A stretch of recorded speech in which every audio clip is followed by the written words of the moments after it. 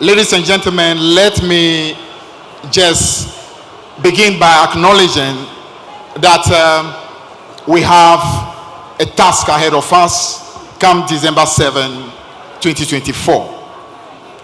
And what we are about to do today is to unveil our policies that we want to present to the people of Ghana with a hope that that can inspire our people into knowing that we truly have a plan for our country. Over the last 8 years, what we have seen has been a systematic degradation of our nation. A nation that was on a cusp of transformation has systematically been brought to a level where today hope is gone and opportunities for our young people have virtually vanished. So today we are going to be listening to the unveiling of a set of policies that will bring about some hope for our country again and set this country anew towards restoring our country to where it ought to be. Now, but before I go into the nation that was left for our friends when they took over in 2017, let me just say it this way. That we need to be careful that the competition for power should never become a simple competition between who can promise more.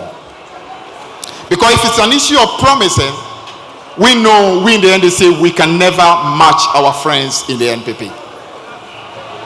I mean, many of you remember that even as far back as 1992, in that very first election of this Fourth Republic, NPP already started promising this country their capacity to build rail lines from Accra all the way to the northern part of Ghana, 1992.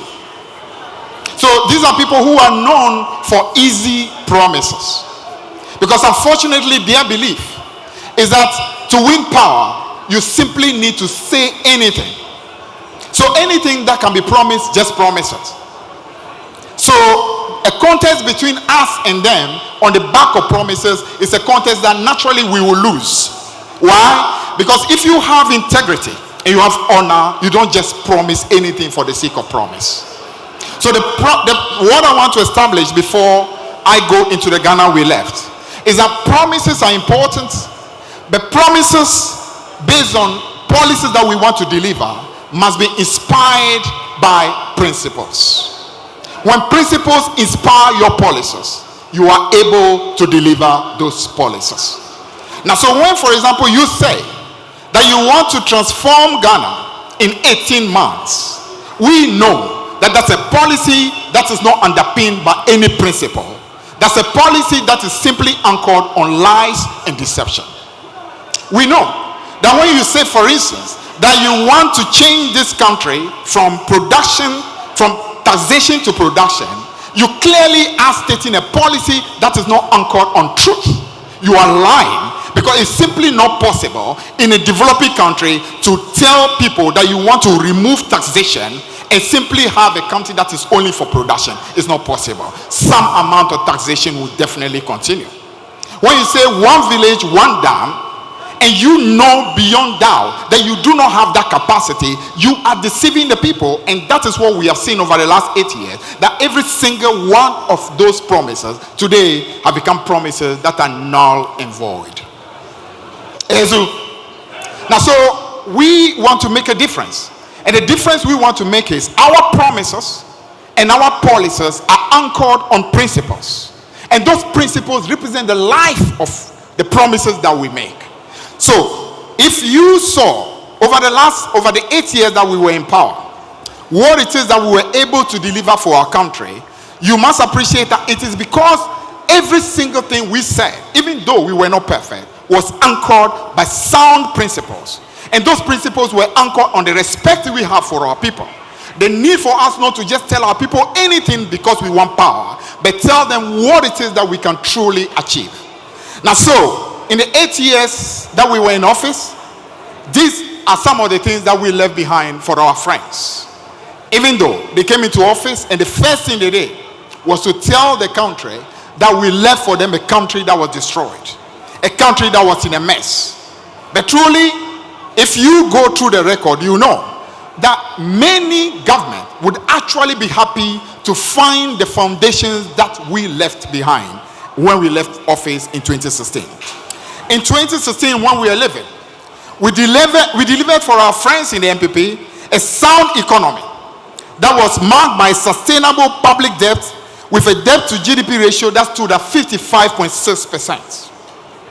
A stable credit rating of B-, a low budget deficit of 6.1%, a declining inflation rate that stood around 15%. We handed over to them a depreciation of currency that stood about 9.6%. Handed over to them a manufacturing sector that was very strong.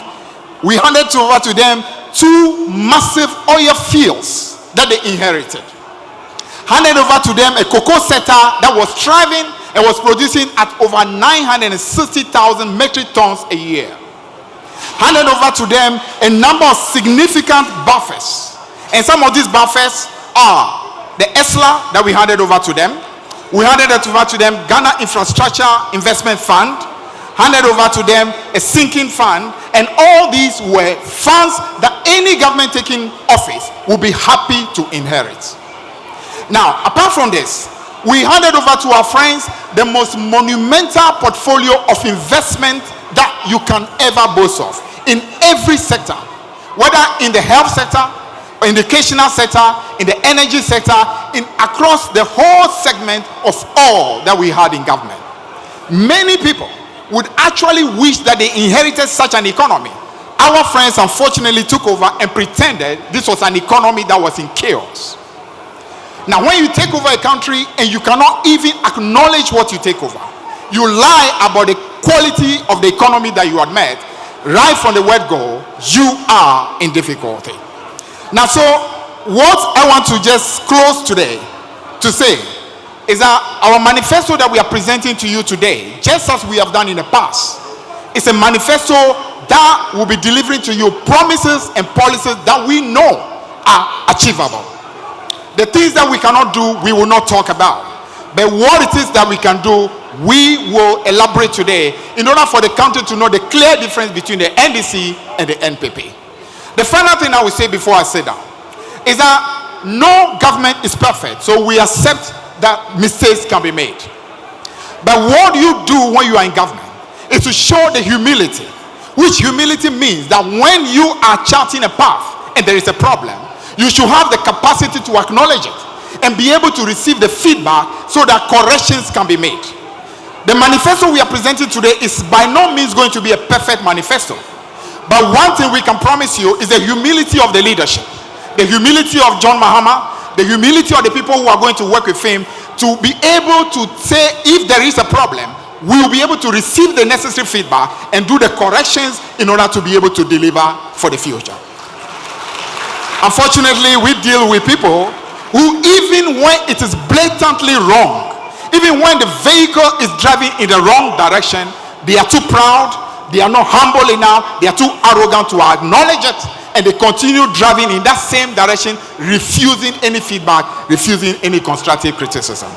Ladies and gentlemen, I'm not going to say more than this, but to simply establish to you that we are a party that makes every effort to establish every policy and every promise we made on sound principles, the principles of truth, the principles our national anthem teaches us, that we need to cherish fearless honesty in all we do. It is only on the back of that honesty that we can truly have a nation that is truly great and strong.